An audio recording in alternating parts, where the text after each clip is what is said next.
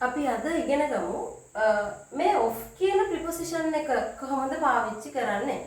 මේ of කියන preposition එකේ එක භාවිතයක් තියෙනවා මෙන්න මේ විදිහට.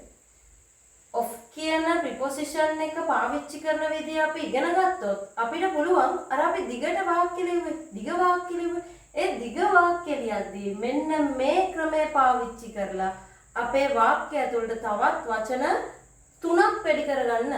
ඒ වචන 3ත් එක්ක මෙච්චර වෙලා වචන 7ක වාක්‍යයක් ලියපු කෙනෙක් හිටියා නම් ඒ කෙනාට දැන් තමන්ගේ වාක්‍ය වචන 10ක වාක්‍යයක් කරන්න පුළුවන් වෙනවා. හැබැයි ඒ වැඩේට මේ of භාවිතය හරියටම ඉගෙන ගන්න ඕනේ. මේකයි මම කියපු ඒ සරලම භාවිතය of වල භාවිත කීපයක් තියෙනවා. අපි අද ඉගෙන ගන්නේ මෙන්න මෙහෙම කොහොමද of කියන preposition එක පාවිච්චි කරන්නේ ඉංග්‍රීසි භාෂාවේදී. සරලවම කිව්වොත් of කියලා පදයක් තියෙනවා. of කියලා වචනයක් තියෙනවා. මේ වචනේ මොන වගේ තැනකදද අපිට පාවිච්චි කරන්න පුළුවන්?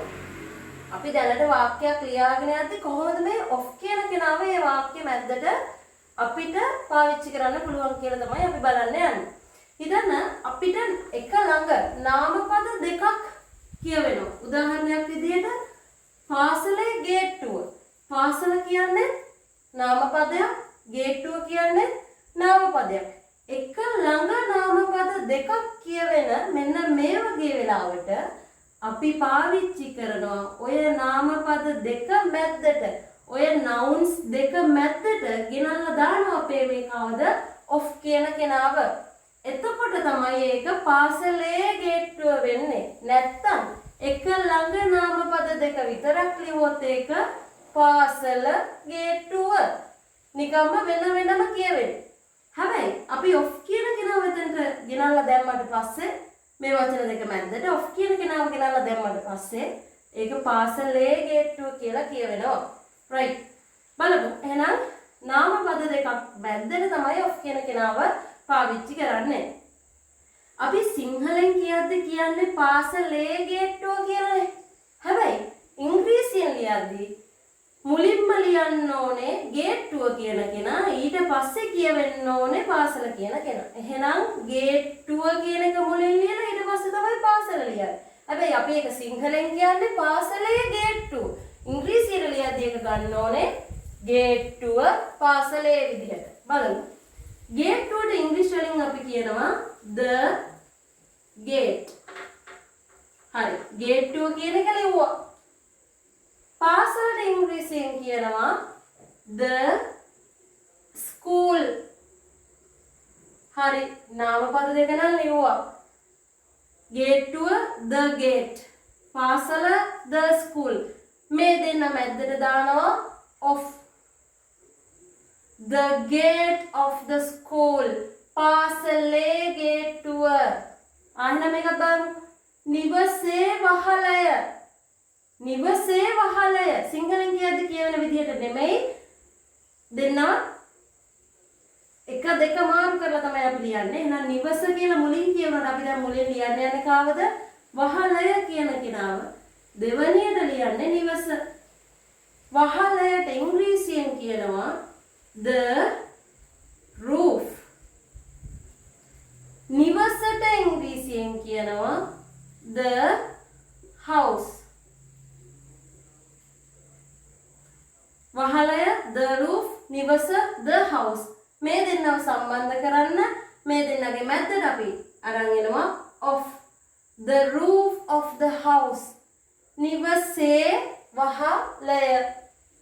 ඊළඟ පොතේ නම කවුද මුලින් ලියන්නේ? පොතද නමද? නම. නමට ඉංග්‍රීසියෙන් කියනවා මොකක්ද? name. පොතට ඉංග්‍රීසියෙන් කියනවා the book. නම the name. දෙවෙනි ලියනවා පොත the book. නාමපද දෙකක්. නාමපද දෙකක් තියෙන. ඒ දෙන මැද්දට එහෙනම් අපි දානවා of. the name of the book. right. ඊළඟ අහසේ පාට. අහසේ පාට. කවුද මුලින් ලියන්නේ? අහසද පාටද? පාට. දෙවෙනියට අහස. පාටට අපි ඉංග්‍රීසියෙන් කියනවා the color.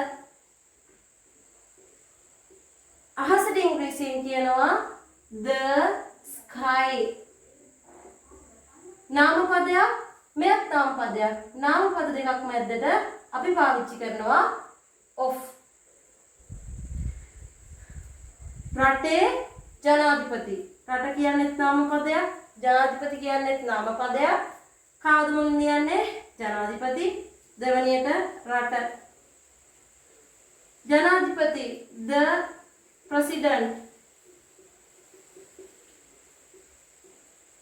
රට the country.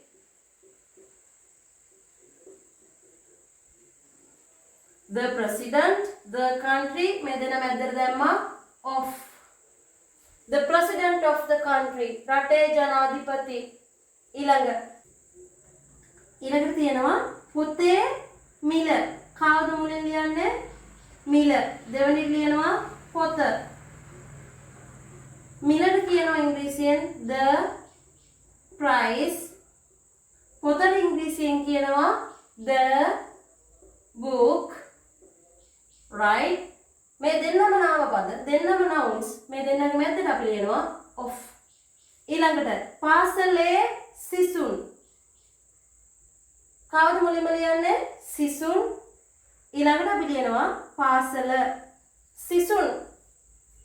the students. the students. පාසලට ඉංග්‍රීසියෙන් කියනවා the school. මේ දෙකොල්ලම නාමපද. මේ දෙන්න මැද්දේ නිසා අපි ලියනවා of.